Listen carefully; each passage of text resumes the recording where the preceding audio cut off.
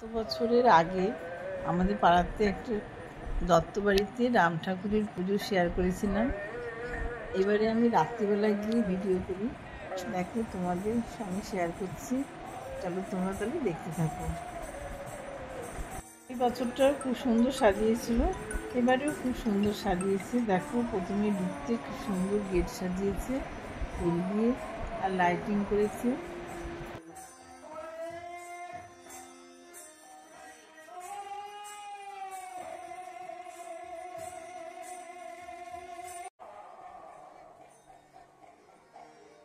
তোমাদের সঙ্গে ভেতরে গিয়ে শেয়ার করছি।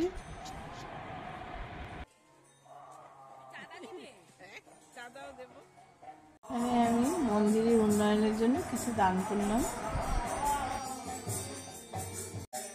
এই যে দেখো ওনাদের এই গুরুদেবীর নাম কীর্তন হচ্ছে, অনেক দূর দূর থেকে ভক্তরা এসেছেন।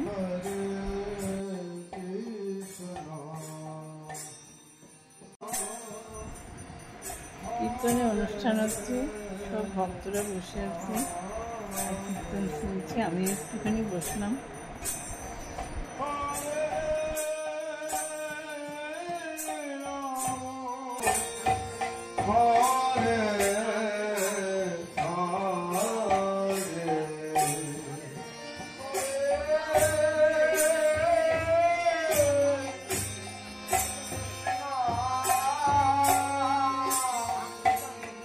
পাড়ার এই মন্দিরের ছোট্ট একটি মিনি ব্লগ তোমাদের সঙ্গে শেয়ার করছি। আশা করি তোমাদের ভালো লাগবে।